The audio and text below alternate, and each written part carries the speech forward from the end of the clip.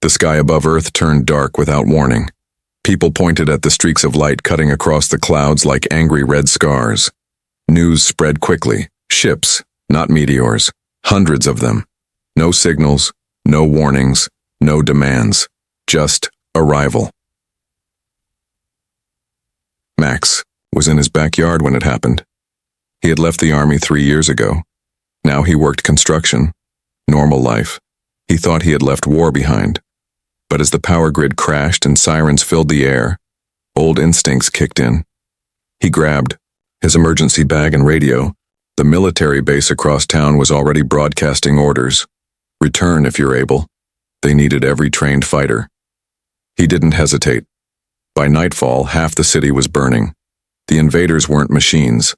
They weren't mindless. They moved with purpose. Tall, armored figures with glowing red blades and eyes that didn't blink. Max shot one in the neck during a street ambush.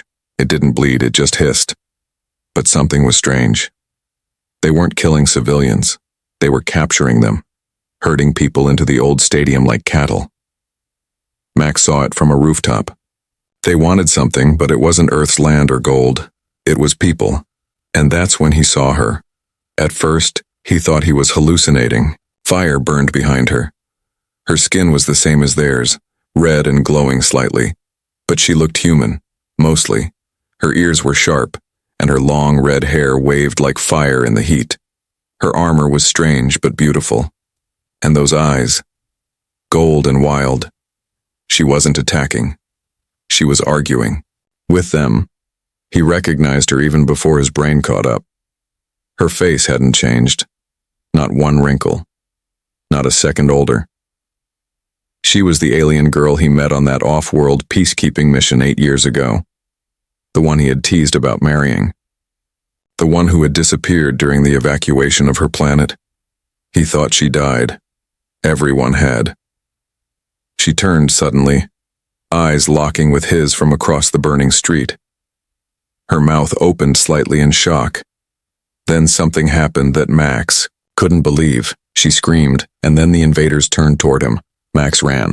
Ducking into a broken alley, he climbed through an abandoned shop and out the back. He could hear them behind him. He didn't stop. Not even when something exploded nearby. His legs moved on their own. Hours later, hidden in the basement of an old restaurant, he sat shaking. What had he just seen? Why was she here? Why was she with them? The girl he used to laugh with. The girl who almost died in his arms. The girl who had kissed him just once and said she'd come find him again someday. And now she had. But this wasn't how he imagined it. Above ground, the city was falling. The invaders had control. The military was losing. Earth's best weapons barely scratched their shields.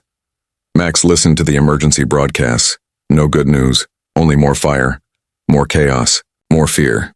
He couldn't stop thinking about her face, the way she looked at him. It wasn't anger, it wasn't joy either, it was something else. A mix of pain, shock, and desperation. She remembered him.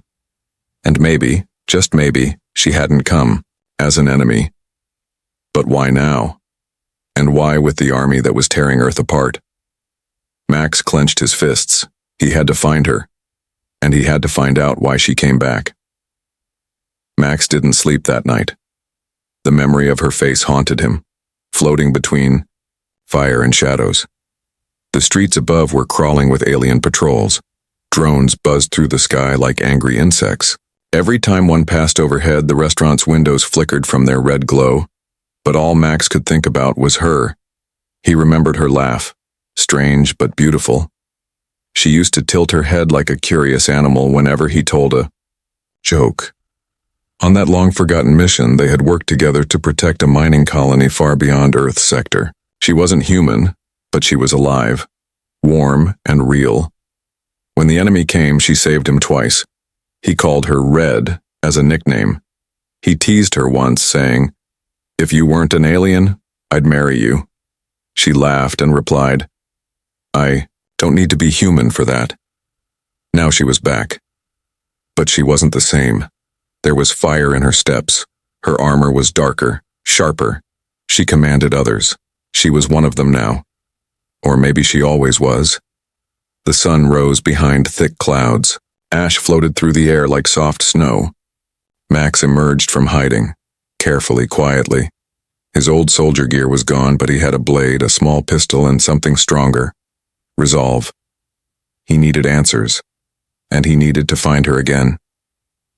He headed toward the stadium, the place where they were keeping the civilians. The streets in that direction were heavily guarded.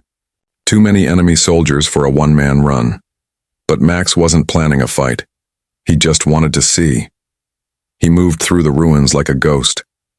The city was almost empty now. Cars were abandoned.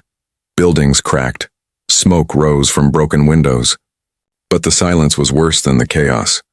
Earth had fallen quiet, and that silence screamed louder than any bomb.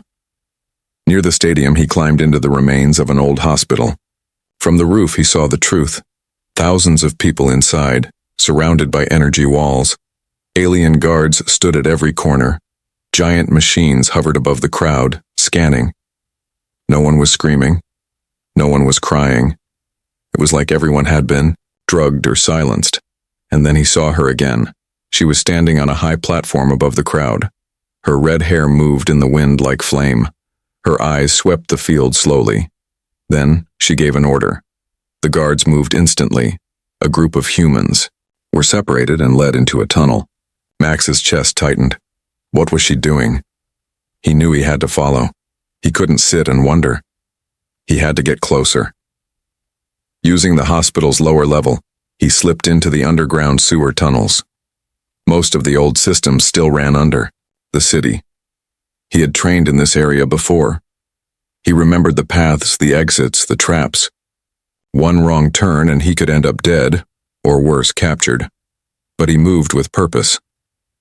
After an hour, he reached a hidden ladder that led to a vent just behind the stadium's outer wall. Through the grates, he could see the inside of the tunnel. She had entered. There were guards, but only two. And then, she stepped through the door. Max held his breath. She was alone. The two guards saluted her and left. She stood silently in the center of the tunnel, looking down at something he couldn't see. Max leaned forward. Then she spoke. Max, I know you're watching. His blood turned cold. I felt you, she said. Your presence, your mind, your fear. She looked straight at the vent, not blinking, not moving. You said you'd marry me someday, she whispered. Did you think I forgot? Max's hands trembled. This wasn't just a memory. This was real. She had come back. For him. And she hadn't forgotten a single word. But the war, the ships, the soldiers, what did it all mean? Max knew one thing. She wasn't here by accident. She came for him. And now she wanted something more than just a memory. Max stayed frozen behind the vent, barely breathing. Her voice still echoed in his ears. She had known he was there. No scanner, no camera, no guard, just her instinct. It was like she could feel him the same way he felt her. Years ago, he joked, about marrying an alien. Now that alien stood less than 10 meters away, commanding an army that brought Earth to its knees. She turned slowly and walked deeper into the tunnel, disappearing behind a thick steel door that closed behind her with a soft hum. The two guards didn't return. The hallway was silent again. Max stayed still a few more minutes before sliding down the ladder and retreating into the tunnels. His thoughts were moving too fast. How did she know he was there? Was it a trick? A trap? Or had she really come for him? He made his way back to an abandoned train station underground, one of the few places without drones or patrols. A few other survivors were hiding there. An old woman, a young man with burns on his arm, and a teenager holding a crying child. They didn't speak to Max. They just watched him. He sat against the wall and closed his eyes, trying to make sense of everything. The girl he once knew wasn't like this. She wasn't a commander. She hated war. She used to sneak food to children in refugee camps. She once risked her life to stop a battle between two clans. How had she become this? His memories jumped back to that dusty moon where they met. It was supposed to be a peacekeeping mission. Humans were helping rebuild a neutral zone. That's where Max met her. She was a translator for the alien refugees. They worked together for 6 weeks, laughed, trained. He taught her Earth jokes. She taught him her language. Then came the explosion. A traitor bombed the shuttle. Everyone thought she was killed. Max held her broken body in his arms, begging her to live. She whispered something in her language, smiled weakly, then passed out. The medics told him later she died on the ship. But now he knew they were wrong. Someone had taken her and changed her.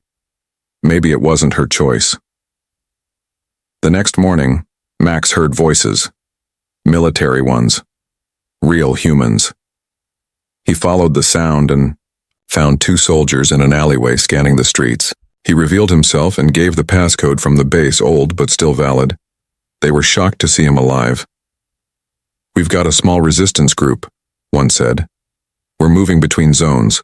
We thought everyone in this district was gone." Max joined them. They led him to a hidden tunnel beneath the ruins of a library. Inside, he found a small team, less than 20 fighters, tired, wounded, but alive. They shared food, maps, and information. The leader, a woman named Sergeant Voss, showed Max a screen. "This is their commander," she said, and there she was. Red hair, golden eyes, standing at the front of the alien army. Not just a soldier, a symbol. They called her the Flame of Thera. She leads their ground invasion, controls entire squads. She doesn't kill unless necessary. That's the strange part. She gives orders to capture, not destroy. And she's been avoiding certain areas, almost like she's protecting something. Stared at the screen. He knew now. She had become something powerful, respected, feared, but also conflicted. "I knew her," he finally said. "Years ago. She saved my life." The room went quiet. "Then maybe," Voss said, "you're the key to stopping her." Max didn't respond. He wasn't sure if he wanted to stop her or save her. And maybe those were the same thing now. Max sat alone in the corner of the resistance base, staring at the screen that showed her face. She was no longer the girl he remembered. She wore armor now, dark and glowing, her red hair tied behind her like a war banner. Her face was calm, but cold. Her eyes didn't show the softness he once knew. He kept thinking about that mission years ago. The mission that changed them both. Back then, they were 2 strangers thrown together by war. She was supposed to help with translation, but she did more than that. She listened to wounded soldiers, comforted scared children, and brought hope to dying camps. Max remembered once when he had a broken rib and couldn't sleep. She sat beside him and told him stories of her world, strange, beautiful, and filled with stars that sang when the night was quiet. She had said, "You humans burn bright and fast, like fire in the wind. That's why I like being near you." He didn't take it seriously at the time. He joked too much, called her red, teased her about how she never blinked. One night, after they survived an ambush together, he jokingly said, "Maybe I'll marry you when this is over." She smiled then, not a laugh, not a joke, just a soft smile, and she replied, "Maybe I'll say yes." Now she was the face of the enemy army. Sergeant Voss and the others were planning a hit-and-run strike on one of the alien supply zones. Max didn't care about that. He wanted answers. He wanted to know why she came back, why she was with them, why she looked at him like he was a memory buried deep inside her. That night, he asked Voss for permission to leave. She was against it at first, but after hearing his story, she agreed. "You've got one shot," she warned. "If you really think she remembers you, use that before someone puts a bullet in her head." Max nodded. He didn't know what he would say, but he had to try. With help from the resistance, he moved through the ruins and entered one of the control zones near the center of the city. He let himself get caught. No weapons, no fight. He wanted to be brought to her. The alien soldiers didn't speak. They scanned him, bound his wrists, and dragged him into a transport pod. Inside, Max stayed silent, watching the glowing lights pass through the windows. The city looked worse than before. Burning towers, shattered roads, and strange structures growing from the ground like twisted roots. When the pod stopped, 2 guards pulled him into a tall building made of smooth black metal. He recognized the symbols. This was command, her base. They brought him to a long room with a glass ceiling. Stars blinked above like watching eyes. At the end of the room stood a figure. She turned. Her eyes met his again. Max didn't speak. He waited. She stepped closer. "You shouldn't have come," she said softly. Max smiled just a little. "You did first." She paused, looking at him like she was searching for something she'd lost. "They said you were dead," he continued. "On that ship. After the bomb." "I was taken," she whispered. "They rebuilt me, changed me. My body and my orders." "But you still remember," he said. "Me." Her eyes lowered. "I tried to forget, but I couldn't." The silence between them was heavy. "You joked about marrying me," she said, almost like she was trying to smile. "Yeah," Max said. "And you said maybe." She looked at him now, not as a soldier, not as a commander, but as the girl he once held under alien skies. "I never said no," she whispered. Max stood still, trying to understand what he just heard. She hadn't forgotten him. She never said no to his joke. But what did that mean now? They weren't on some peaceful outpost anymore. This wasn't a quiet night under alien stars. This was Earth, his home, and she was the commander of the army destroying it. He took a step forward, careful not to move too fast. She didn't stop him. "You could have come back sooner," he said. "Why now? Why after all this time? With warships and soldiers?" Her voice was quiet but sharp. "Because I didn't have a choice." Max watched her face. He saw the pain in her eyes. She wasn't just a soldier following orders. There was something deeper, something heavy. She turned away and walked toward a control panel on the wall. It lit up as she waved her hand. A glowing screen appeared, showing the planet from orbit. More ships hovered above the clouds. "This isn't a war," she said. "Not yet, it's a test." Max frowned. "A test?" "They call it selection," she continued. "Every few cycles, our empire scans for rising species, civilizations with potential. If they're strong, they're left alone or invited to join. If they're weak, they're broken." "Broken how?" "Removed," she said. "Resources taken, cities erased, people scattered across the stars." Max felt cold. "And Earth?" he asked. She looked over her shoulder. "Earth was flagged for destruction until I stopped them." His heart beat faster. "You saved us?" "No," she said. "I delayed them. I asked for a trial, a chance to prove that humans are more than just fire and violence." Max didn't understand. "What kind of trial?" "A bond," she said. "A chosen one from Earth, a chosen one from our world. One connection, one promise of peace. If that bond is accepted, Earth is spared." He took a slow breath. "And I'm the one?" She nodded. "I chose you, years ago, even before the war started. But when I asked for time, they gave me limits. I had to return with control. I had to show them I could bring you in." "And if I refuse?" Max asked. Her eyes darkened. "Then the bond breaks, and Earth burns." He looked at her, trying to believe it wasn't some trick. But deep inside, he knew. This wasn't about war. It was about power, about proving worth. "And what happens if I say yes?" he asked. "Then we leave," she said. "Together.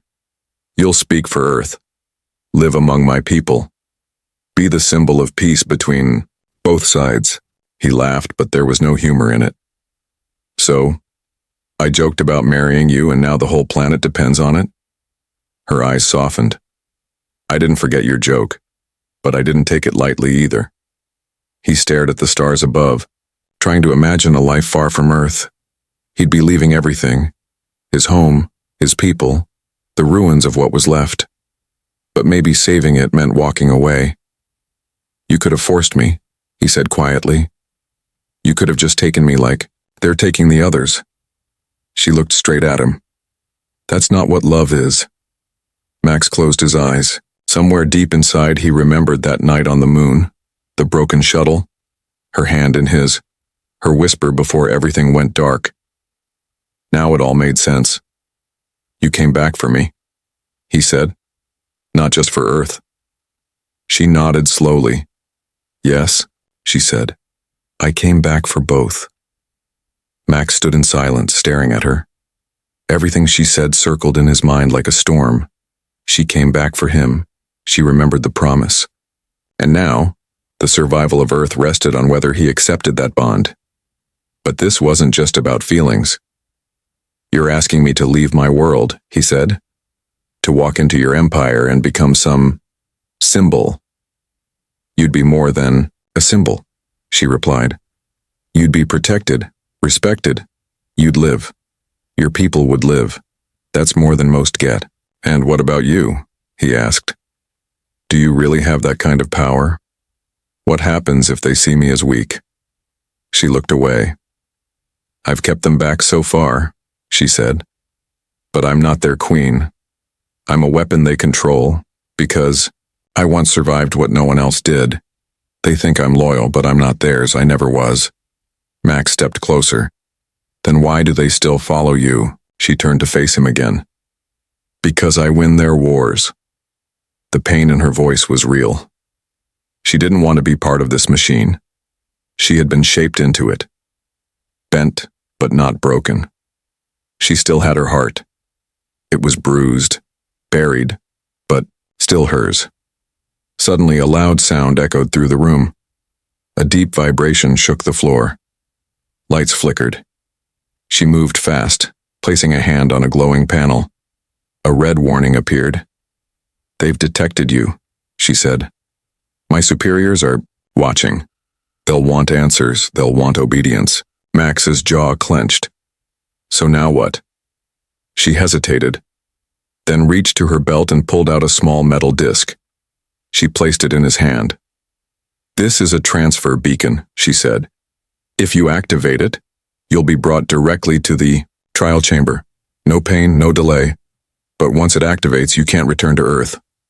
He stared at it. The surface glowed faint blue. I need time, he said. We don't have time, she replied. They've already given me more than I deserve. Before he could speak again, the door burst open. 3 tall alien officers entered. Their armor was darker than hers. Their faces were sharp and cold. The one in the center barked something in their language. She replied in the same tone, her voice firm, her body between them and Max. They argued. Max didn't understand the words, but the meaning was clear. They didn't want him here. The center officer stepped forward, pointing at Max. She blocked his path. Then the officer raised his hand to strike her. Max moved before he thought. His instincts kicked in. He stepped beside her and shoved the officer back with both arms. The alien barely stumbled, but the message was sent. The room went dead quiet. The officer stared at him, then at her, then turned and left without another word. The other 2 followed. She turned to Max, her face pale, her eyes wide. You just challenged a high commander, she said. Do you know what that means? Max took a breath. No, but I wasn't about to let him touch you. She looked at him for a long time, something shining behind her eyes. They'll remember that, she whispered. And so will I. They stood there, the moment hanging between them. You really meant it, didn't you, she said. All those years ago. I was joking, Max said. But I think I meant it more than I knew. She smiled.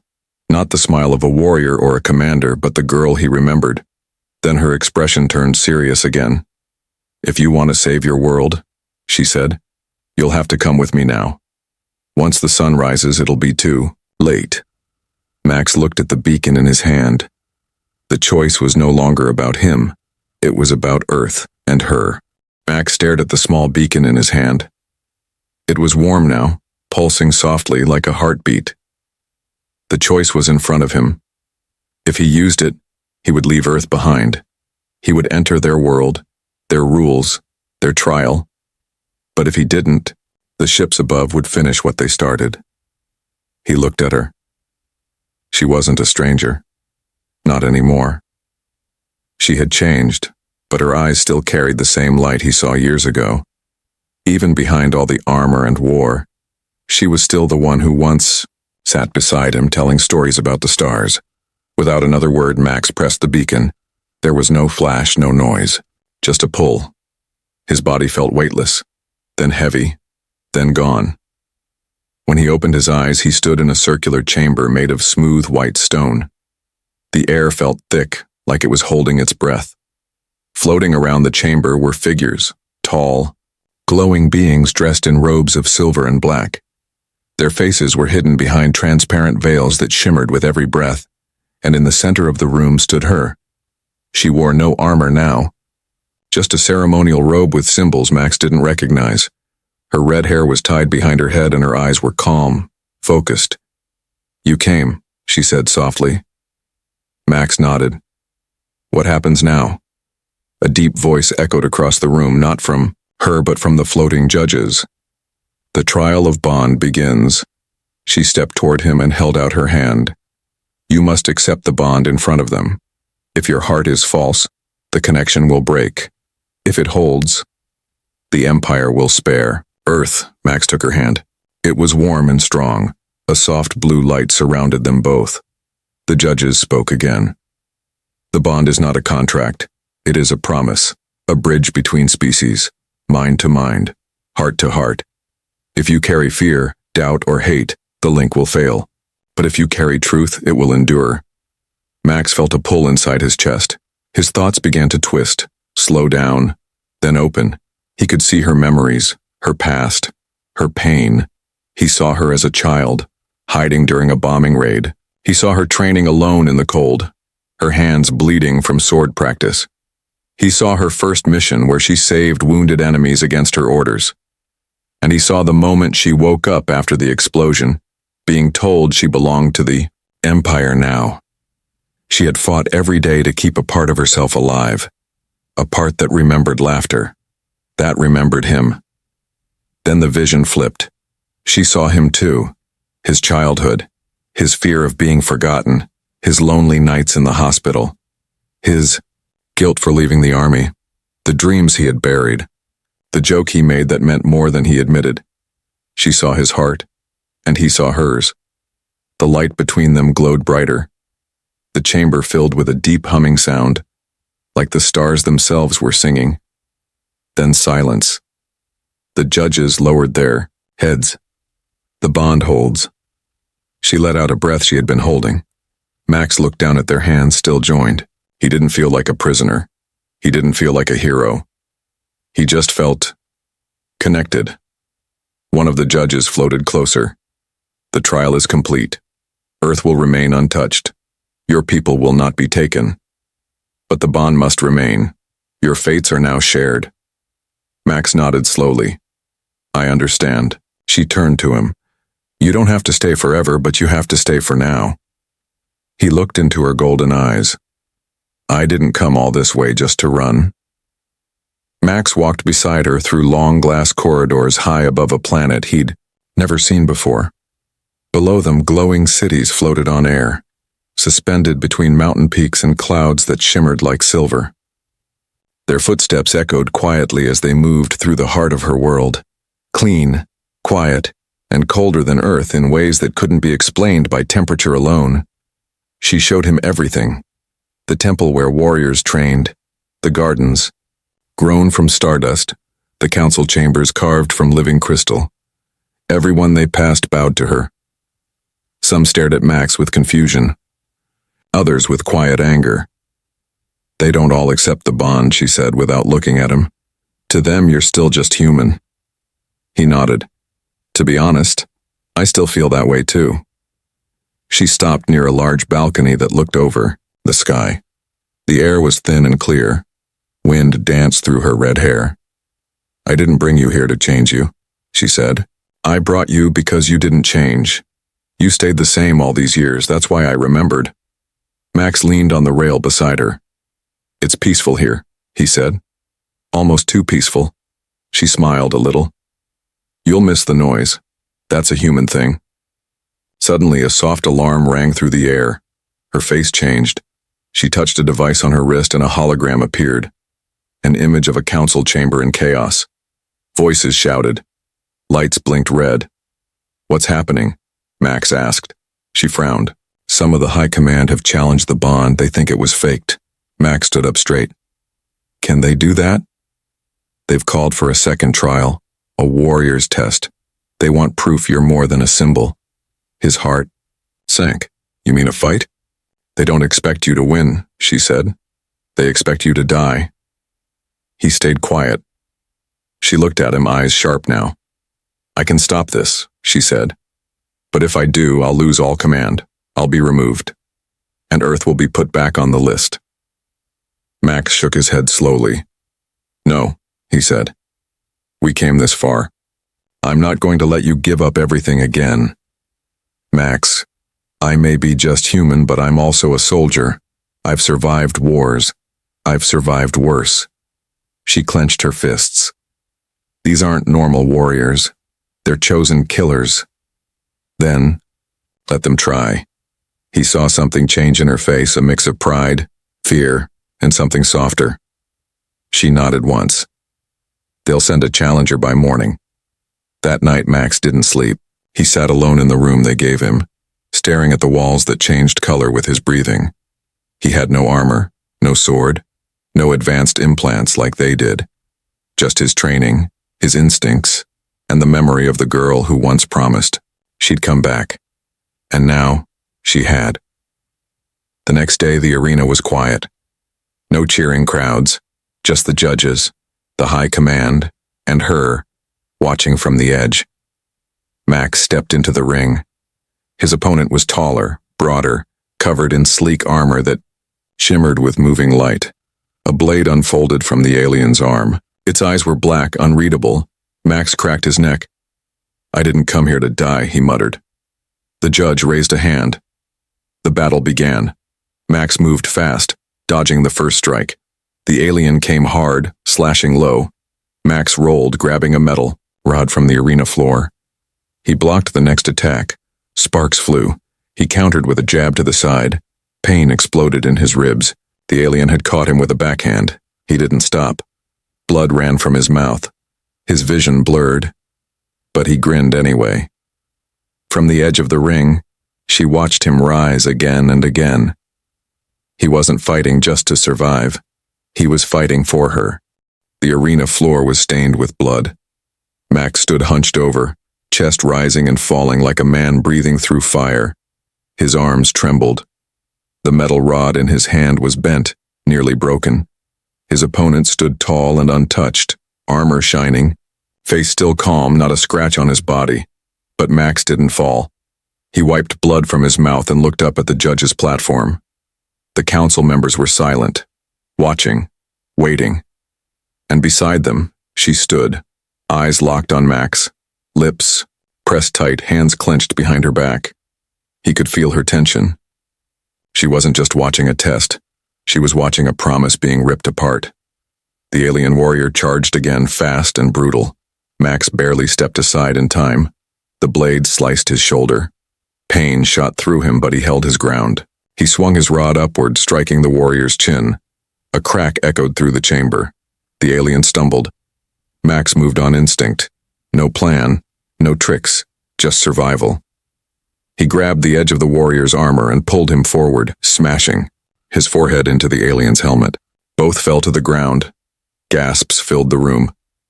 Max groaned, rolling over, dragging himself to his knees.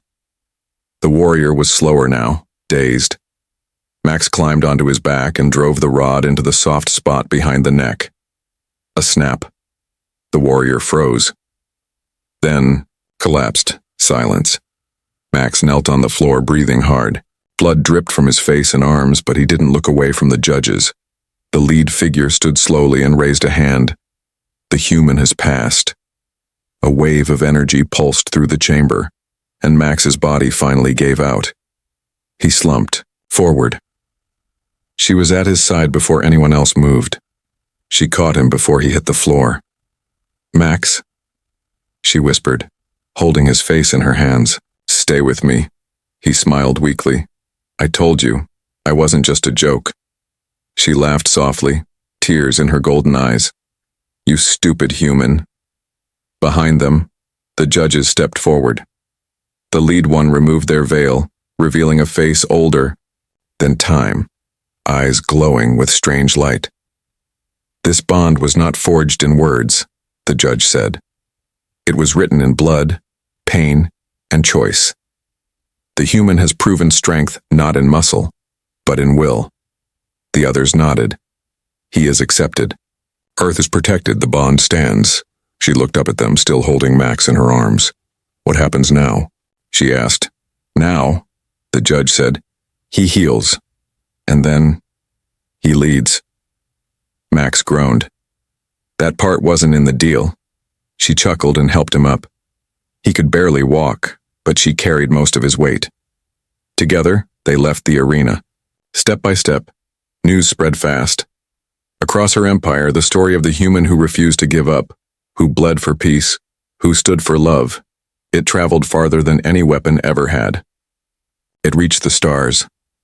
Max became more than a name, he became a symbol, and she stood beside him, no longer as a commander, but as something stronger, his equal, his partner. In the days that followed, treaties were signed. Earth was removed from the destruction list. Alien ships began leaving orbit. The resistance on Earth saw the skies clear. The war was over before it truly began. But for Max and her, the journey wasn't done. She sat beside him while his wounds healed, whispering stories like before. He would fall asleep to her voice, comforted by the sound of something both familiar and strange. One evening, as the stars blinked above them, she asked softly, "Do you remember what you said on the moon?" Max nodded, smiling. "If you weren't an alien, I'd marry you." She touched his hand. "You still mean it?" Max turned to her, eyes steady. "I do." The stars above Earth were quiet again. No warships, no red streaks, no alarms. For the first time in months, people walked outside without fear. The skies were blue. The streets were still broken, but laughter returned to a few corners of the world. Max stood on the edge of a balcony inside a restored tower in New Geneva. Below, crowds gathered, humans, aliens, diplomats, soldiers. The day had come. A new agreement would be signed, one that didn't involve war, but peace. And Max was at the center of it.